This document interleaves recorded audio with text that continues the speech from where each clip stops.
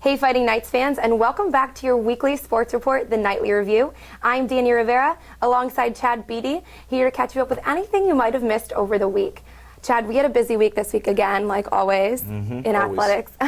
Starting off on Tuesday with women's soccer, we took on Flagler at home.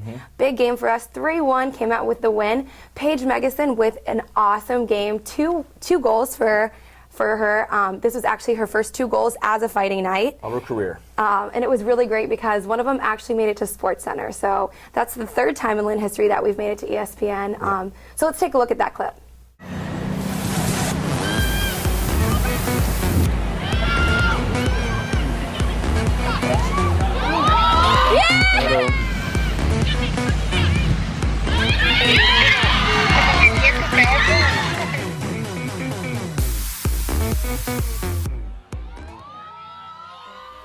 Awesome goal, Paige. You guys see that form? One time off the chest, straight into the back of the net. That's what we like to see. That's what Lynn Athletics is really about. Unfortunately, following their win against Flagler, they traveled to Miami to take on Beattie, both the men's and women's soccer. And unfortunately, we're taken down 1-0. Chad, how were those games?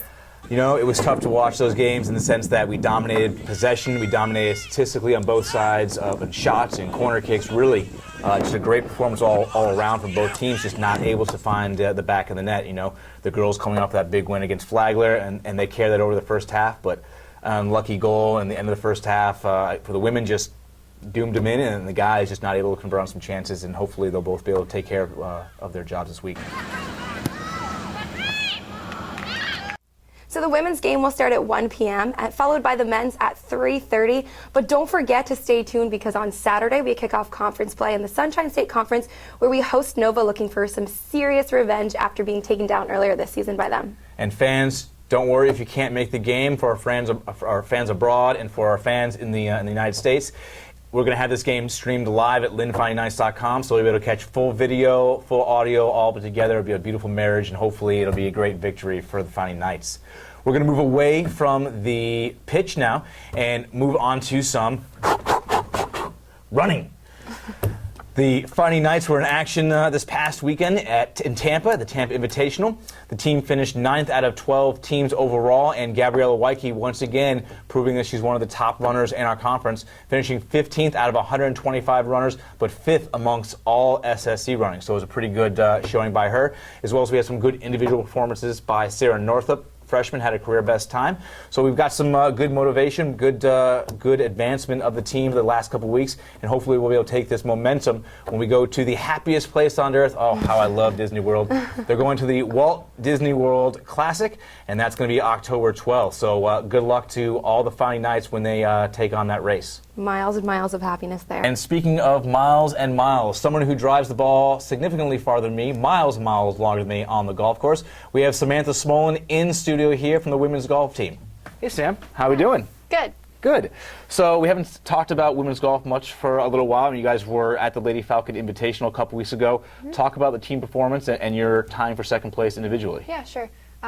We were kind of disappointed afterwards, almost maybe a little embarrassed with it because just winning the NCAA National Championship there in the spring and then coming back and not really playing up to our expectations. But in the end, we learned something from it, and we'll just take it as a learning experience and go from there. So. Okay. Well, you guys are going to have to, use that learning experience towards our next tournament we're going to be in, the Guy Harbor Invitational. And this is a tournament that we traditionally haven't had a lot of success in. So how are you guys going to reverse our fortunes? I'm not really sure.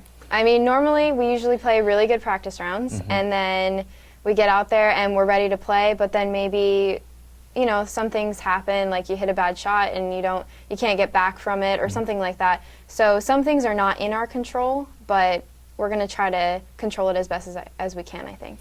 We're playing at PGA National. Talk about the course maybe a little bit and maybe how it suits our strengths and maybe, how we have some weaknesses there. Right. It's definitely a difficult course.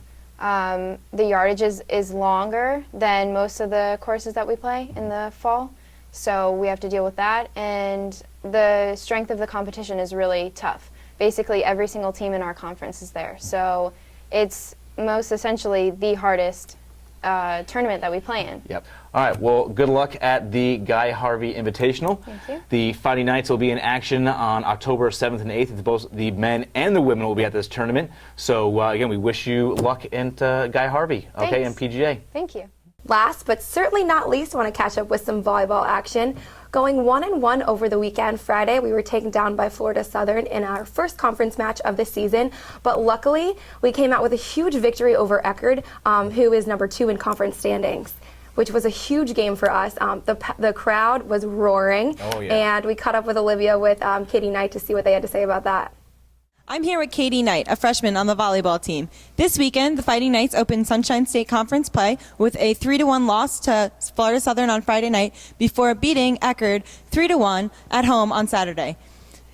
Katie, tell me a little bit about the loss on Friday night to Florida Southern and what we did to prepare for Saturday's match against Eckerd.